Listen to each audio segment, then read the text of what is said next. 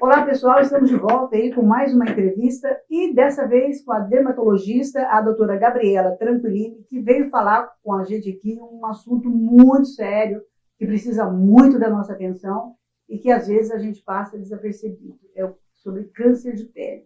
Nós a convidamos e ela está nos dando o prazer de vir aqui até o Web TV Andradas hoje. Doutora Gabriela, muito obrigada por ter aceito o nosso convite e super bem-vinda aí na Web TV Andradas hoje. Obrigada a você pelo convite. Antes da gente começar aqui algumas perguntas que a gente tabulou para você, fala um pouquinho para nós do que vocês estão fazendo aí na Policlínica para abrir para toda a população, né, sem hora marcada, sem nada, para estar vendo aí, fazendo uma análise da pele para ver se alguém não tem aí predisposição com câncer de pele. Justamente, Rosângela, a campanha do câncer, ela já acontecia, né? A gente já tinha feito 3 edições, 3 anos, mas por conta da pandemia, nesses 2 últimos anos, infelizmente a gente não conseguiu fazer a campanha. Então, esse ano a gente está retornando com a campanha. A campanha vai funcionar durante todo o mês de novembro, às terças e sextas-feiras, às 7h30 da manhã. E é totalmente gratuito. Como que é feito? O paciente vai até a Policlínica, a Policlínica Central, Sim. né? Inicialmente, ele passa por uma triagem com a equipe de enfermagem para ver se a queixa dele entra dentro da triagem para o câncer de pele, Sim. né? A partir desse momento que o paciente ele está dentro da triagem, depois ele passa em atendimento comigo, e aí, depois da avaliação, se necessário, né, a gente encaminha para o setor de pequenas cirurgias e dá sequência a todo o tratamento. É feito tudo por aqui. Qual seria, para que ele entre na avaliação, quais seriam as queixas? Normalmente, o câncer de pele, na verdade, ele é o câncer mais comum, né? Ele é mais comum do que a mama nas mulheres e mais comum do que a próstata nos homens, né? E, então, assim, as pessoas mais acometidas, normalmente, são pessoas acima de 40 anos, que têm uma pele mais clara, que surgiram com alguma lesão que passa aí 30 dias, essa lesão não cicatriza, ou que começa a sangrar, que começa a ter algum sintoma, ou que ela aumenta. Então, assim, esse tipo de lesão é um tipo de lesão passível de ser examinada, Sim. né? A mesma coisa com relação a pintas, né? Então, às vezes o paciente tem uma pinta há muito tempo, né? Um sinal, que muitos pacientes chamam de, tem um sinal. E esse sinal começa a mudar, começa a se transformar. Então, ele precisa de exame também, ele precisa de uma avaliação também. E normalmente, doutora, esses cânceres de pele, quando é descoberto com antecedência, qual a porcentagem de cura? Nós temos vários tipos, né, de câncer de pele. A grande maioria dos cânceres de pele são carcinoma basocelular. E esse carcinoma basocelular, ele é um tumor que cresce localmente. Então, ele cresce localmente, a chance dele dar uma metástase, por exemplo, é muito discreta, é muito pequena. Então, quanto antes a gente consegue fazer o diagnóstico, melhor o resultado do tratamento. Então, assim, a grande maioria dos basocelulares, por exemplo, fez a cirurgia, retirou o paciente, ele depois, claro, vai seguir em acompanhamento, mas ele tá curado, vamos assim dizer, né? Nós tabulamos algumas perguntas aqui, que eu acho que é de interesse de quem está nos assistindo, e também, por ser profissional dermatologista, acho que é a pessoa mais adequada para estar falando com a gente. Todo tipo de câncer de pele pode gerar metástase? Teoricamente, sim, mas o que a gente vê na prática é que existem alguns tipos de câncer de pele que têm um potencial maior para metástase. E deles, o que tem o maior potencial é o melanoma. Graças a Deus, o índice de melanoma é muito inferior, muito menor do que, por exemplo, a esse basocelular que eu estava comentando. Sim, né? Agora, anteriormente. Isso, que o baso assim, tem algumas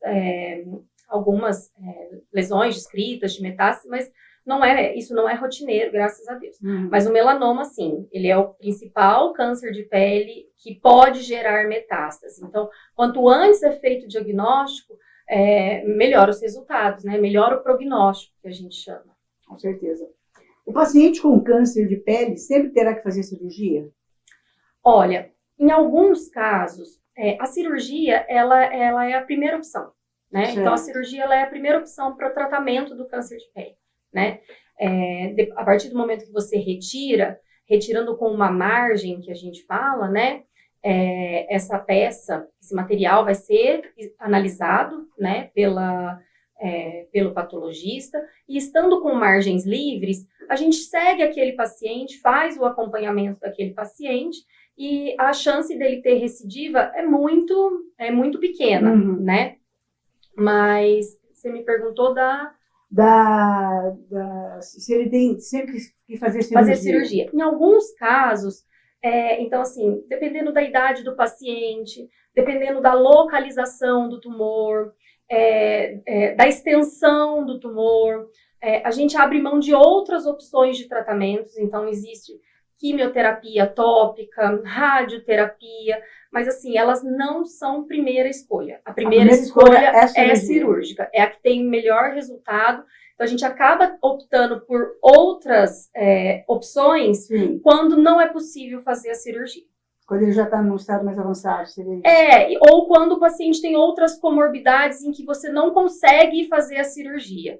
Então, aí ela acaba deixando de ser a primeira opção. Entendi. Mas ela seria o ideal. Certo. Para esse tipo de câncer, principalmente o tumor de pele, o melanoma, quais os fatores de risco? Então, os fatores de risco, existem os fatores hereditários, né?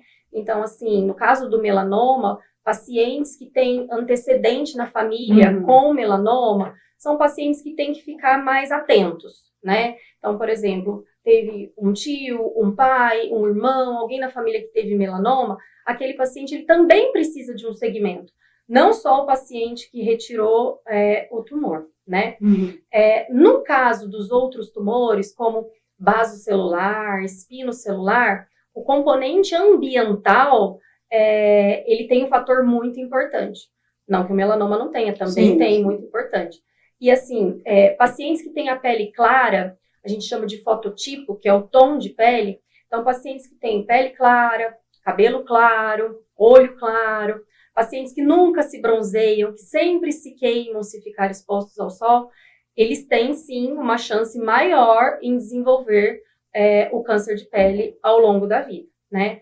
Então, pacientes que têm um tipo de trabalho exposto à radiação, aqui na região a gente tem muito... Aqui, a nossa zona agrícola, né, a nossa região... É muito grande, né? E assim, o sol que a gente toma na infância, ele vai gerar esses danos depois ali dos 40 anos de idade. Sim.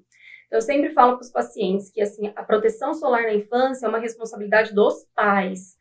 A gente deve fazer a proteção solar na infância, porque a conta chega lá na frente. Com certeza, com certeza.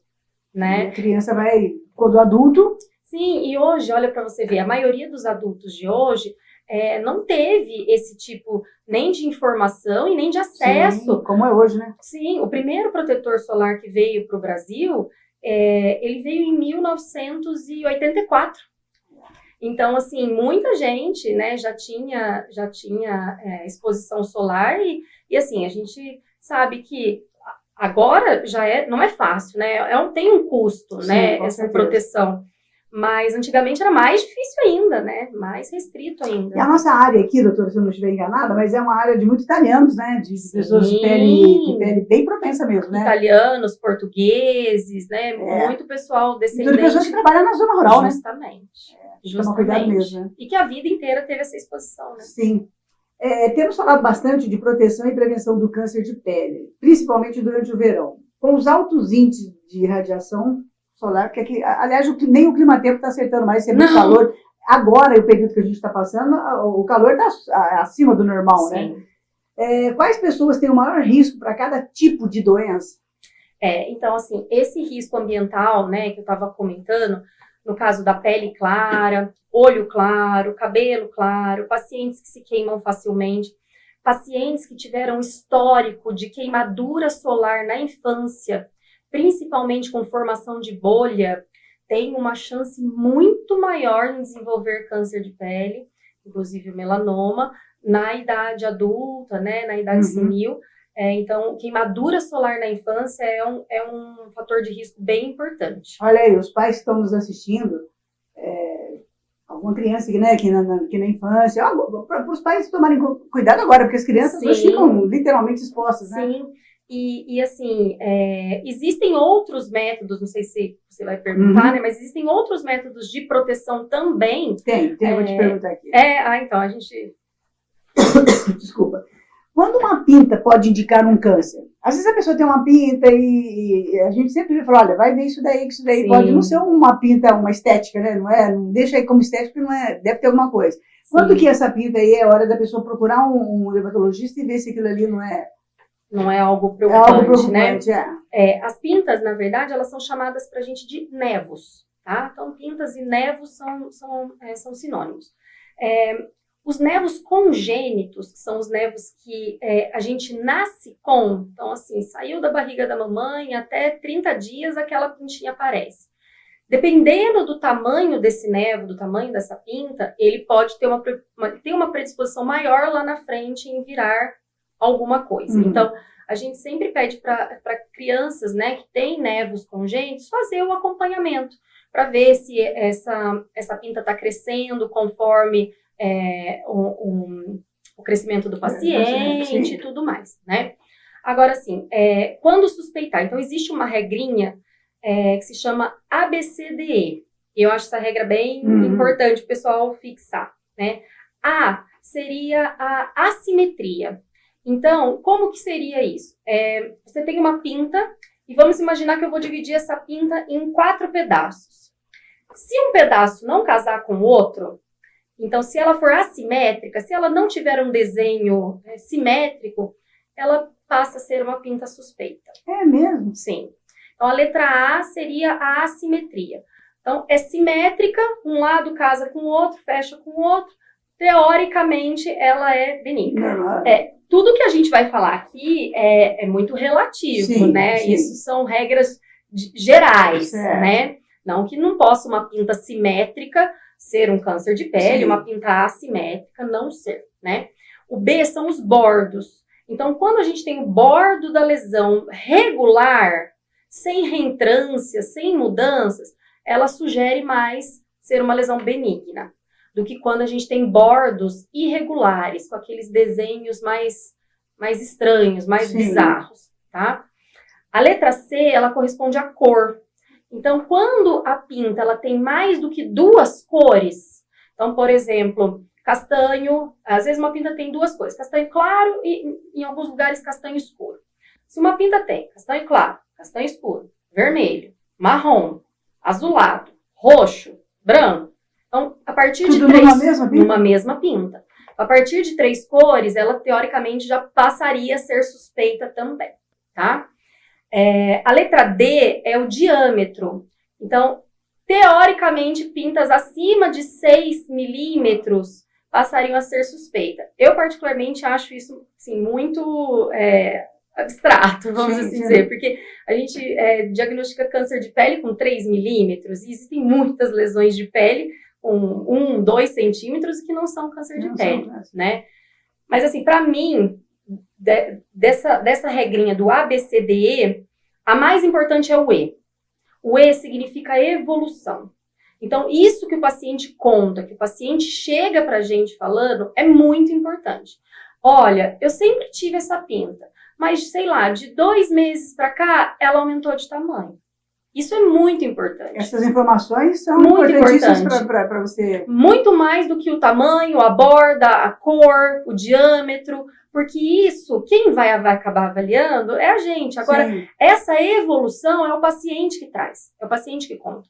Então, se ele fala, olha, ela tá crescendo, olha, eu notei que ela mudou de cor, olha, ela começou a descascar, ou ela tá sangrando sozinha, eu vou passar a toalha para secar o rosto, ela sangra. Então, essa evolução é um sinal pra gente que é subjetivo, porque a gente depende do paciente contar, mas muito importante. E os pacientes normalmente fazem essa narrativa para você? Ou... Fazem sim.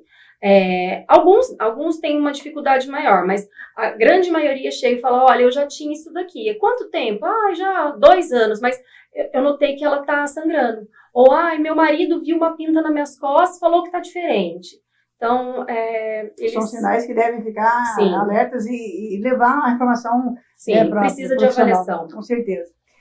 Quais os critérios uma pessoa deveria adotar na hora de escolher um protetor solar? Hoje, a mídia aí, né, te coloca aí à frente coisas assim que fazem milagres. Sim. Porém, não são todas as peles, não é todo produto que você pode usar. Eu, por exemplo, tenho problema de rosácea. Sim. Então, não é qualquer tipo de bronzeador, de protetor que eu possa estar utilizando. Sim, na verdade, o protetor solar, hoje em dia, igual você falou, né, a gente tem muitas opções no mercado e muitas associações. Então, assim, existe protetor solar para pele sensível, Sim. Existe protetor solar que já tem um anti-envelhecimento junto, existe protetor solar que segura a produção de oleosidade, então para um paciente que tem acne, né, que tem tratamento de oleosidade. Mas assim, isso tudo são detalhes, né? O importante é que o paciente faça o uso do protetor. Então, assim, não sei se você lembra, mas antigamente você ia na farmácia, eu vou falar a marca Sandal, porque Sandal foi o primeiro. Foi qualquer luxo, né? Sim. Tudo era Sandal, Sim. Sandal, verdade. E foi o primeiro que foi lançado em 84. Mas eu não sei se você lembra, mas tinha assim, ó, fator 5, 10, 15, fator 2, 3, né? Hoje em dia você não vê. Não, hoje tem fator 50. Isso, hoje em dia você não vê mais isso, esses números abaixo. Não. Então, assim, o que é prescrito hoje é que tenha um FPS, que é um fator de proteção solar, de 30 ou mais. Então, assim, um fator de proteção 30, ele consegue, desde que bem aplicado, aplicado da forma correta, ele consegue bloquear cerca de 90 e poucos % dos raios solares da UVB. A UVB é aquela radiação que tem principalmente das 10 da manhã às 3 da tarde, que é aquele sol mais intenso. Mais atenção. Mais crítico, sim. Então, que seja no mínimo esse fator 30. Agora, lembrar assim, Rosângela, independente do fator, seja 30, seja 50, seja 70, 100, 99, enfim, a duração do protetor solar é praticamente a mesma. É a mesma? Então, assim, você passa um protetor, ele, dali uns 15, 20 minutos, ele começa a ter aquela eficácia máxima, né? Então, até no caso das crianças, segura as crianças uns 15, 20 minutinhos antes, ou passa o protetor em casa, porque a hora que chegar perto da piscina, elas vão querer entrar. Com certeza. E aí você vai perder esse benefício. E passando em casa é o tempo que vai ser necessário para que a pele absorva, né? Justamente. E aí, depois que ele teve esse início, né, de efeito, ele tem uma duração de cerca de 2 horas. Não é que depois disso ele não vá funcionar, mas aí a curva já começa a cair bastante. Então, se é um paciente que tem uma pele sensível ao sol, que tem alguma doença relacionada à exposição ao sol, seja câncer de pele, lúpus, né, rosácea, melasma, né, as manchas, esse paciente ele precisa reaplicar esse protetor solar. No mínimo de 2 em 2 horas. De 3 em 3 estaria excelente, excelente, para quem fica direto no sol. Sim. Se você não fica direto no sol, se você passar de manhã e repetir na hora do almoço, nossa, tá muito bom. É excelente. Além do protetor solar, quais são as outras medidas eficazes para prevenir esse tipo de câncer? O protetor solar, ele tem uma eficácia, assim, igual eu falei, né? Desde que aplicado corretamente, muito boa. Mas existem outras formas. Eu brinco com os pacientes assim, que às vezes o paciente fala, eu não vou passar protetor, mas eu vou usar a sombrinha. Então, assim, protetor protege 90 e poucos % do radiação, a sombrinha protege 17%. Então, eu falo para o paciente, eu prefiro que você esteja de protetor sem sombrinha do que de sombrinha sem protetor. Claro que são medidas adicionais e que se você quiser fazer uso, vão somar, né? No caso, o óculos de sol, né, para proteção, se vai viajar à praia, enfim, barracas. Agora, para mim, uma ótima opção, muito prática, inclusive para crianças, são as roupas com fator de proteção. Porque já tem, né? Tem bastante roupa com fator de proteção. Então, eles têm tipo uma malha que acaba fazendo esse bloqueio. E assim, para criança é muito prático, porque você vestiu aquela roupa ali, você não vai precisar a cada 3 horas Sim, ficar reaplicando, certeza, tira da água, seca, passa de novo, espera, né? E eu tenho indicado muito para profissionais que trabalham expostos ao sol também. Por exemplo, atendo muito pacientes que trabalham com mototáxi. Então, eles trabalham ali no sol diretamente, né? Então, muitos têm comprado um manguito que vem daqui aqui, né? Então, você pôs o manguito ali, você está protegido. E assim, às vezes ainda mais homem. Manguito também com esse calor é complicado, né? Mas então, melhor prevenir, né? Justamente, porque às vezes o homem fala assim, mas eu não quero ficar passando protetor, porque fica melecado e tal. E é um investimento legal, porque você compra uma camiseta dessa e você usa e reutiliza, o protetor solar vai acabando. Exatamente. E aí não é barato, né? E não é em conta, né? Então você vai tendo que reaplicar, né? Aí o paciente fala assim, mas qual? Eu falo, olha, escolha o fator 30, pode comprar o que tiver na promoção, se você não tiver essas particularidades que a gente falou, né? Sobre alergias, enfim, está procurando um protetor muito específico para sua pele, use o que você tem, que seja FPS 30 ou mais. O importante é não deixar de usar, né? Justamente. Doutora, eu não coloquei aqui nas perguntas, mas me veio aqui agora, pessoas que ficam expostas muito tempo na frente do computador, ou mesmo essas luzes, a gente trabalha o dia inteiro em cima disso daqui, né? Sim. O protetor também é primordial. Nesse caso, é o seguinte, Rosângela, essa luz que a gente está falando, seja de celular, tela de computador, ou essa luz artificial, ela é chamada de luz visível, luz azul. Então, ela não tem um potencial oncogênico de causar o câncer de pele nesse tipo de exposição. Certo. Mas ela mancha, né? E aí, o protetor mais indicado para esse tipo de lâmpada seria o protetor que tivesse cor. Um protetor que tivesse uma base. Sim, tá. Porque aí a base, esse pigmento, ele consegue bloquear essa ação da luz visível, entendeu? Agora, o que muita gente, às vezes, confunde é o seguinte, a gente estava falando sobre o FPS, né, que é dessa UVB, que ocorre aí das 10 às 3 horas da tarde. Mas muita gente esquece do UVA. O UVA é o que dá claridade ao dia, que tem das 6 da manhã às 6 da tarde, estando nublado, estando chovendo. E se você, por exemplo, trabalha num local do lado de uma janela, você nem precisa acender a luz, por exemplo, e você não aplica o protetor, não entra o sol, o raio direto, mas tem a claridade, você está tomando UVA e está sem proteção. E a UVA, sim, é passível de desenvolvimento de câncer de pele também. Então, a recomendação é sempre usar um protetor. A rotina, justamente. Fazer isso como rotina mesmo, como uma disciplina todo dia. Sim, cedo e na hora do almoço. O que seria diferente seriam aqueles pacientes que estão em tratamento, né, ou que têm uma exposição muito maior, que aí teria que ser reaplicado mais vezes. Com certeza. É isso aí, pessoal. Nós estamos aqui num bate-papo muito gostoso com a doutora Gabriela Tranquilini, ela é dermatologista, e ela está aqui falando com a gente, né, sobre todo tipo de câncer de pele, e também, né, o que a trouxe aqui foi para falar sobre o trabalho que eles vêm desenvolvendo na Policlínica, que vai atender a população das 7h30 da manhã, é isso mesmo, né? Toda terça e quinta, é isso? Toda terça e sexta. Toda terça e sexta. Na Policlínica? Na Policlínica Central, toda terça e sexta-feira, durante o mês de novembro. Das 7h30 até um determinado horário. Isso, a gente pede para o pessoal chegar às 7h30, porque vai ser feita a triagem nesse horário. Sim. E aí, ao longo da manhã, vão ocorrer os atendimentos. Certo. Então, chegar às 7h30 da manhã, ou de terça-feira, ou na sexta-feira, durante todo o mês de novembro, na Policlínica Central. Já vai estar direcionado quais as salas que vão estar, as meninas já vão deixar tudo organizado lá. E uma coisa interessante, pessoal, é que você não precisa agendar horário. Você não precisa ir lá e falar, eu quero vir tal dia, não. Está à disposição vai estar à disposição de vocês toda terça, a partir das 7h30 e sexta-feira. A gente não pode deixar de aproveitar uma situação dessa aí, né? Uma oportunidade dessa, principalmente, né, esse calor exagerado que a gente está passando aí, e que a gente está andando na rua e a gente percebe que a pele da gente muda até de cor, né?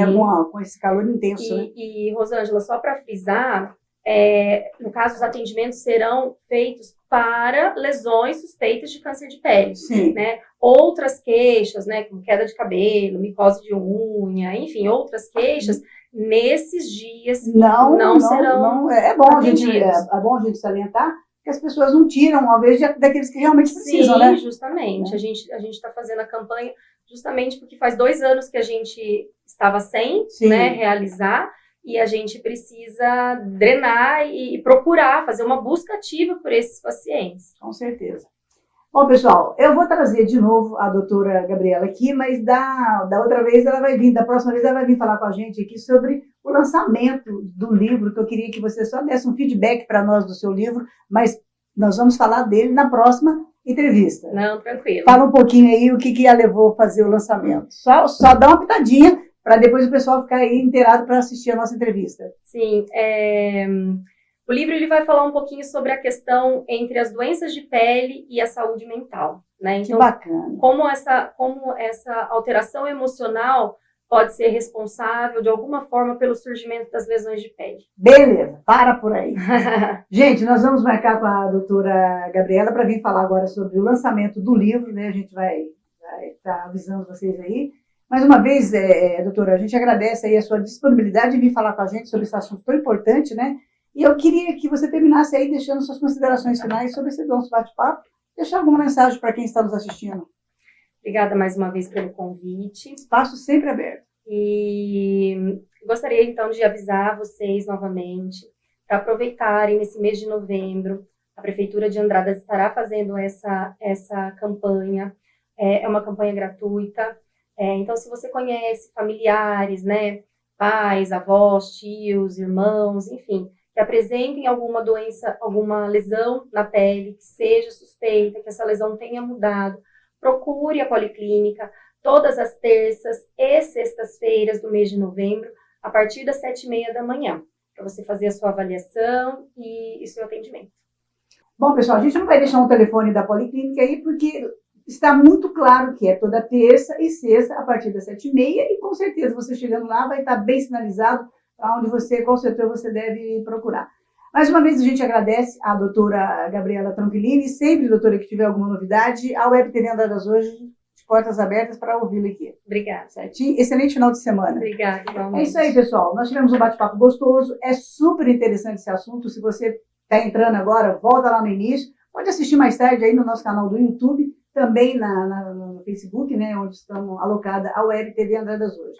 A gente agradece a todos vocês que ficaram até aqui. Lembrando que ela volta aqui para falar sobre o lançamento do livro dela, que eu tenho certeza que vai interessar para vocês também. Tenham todos um excelente final de semana.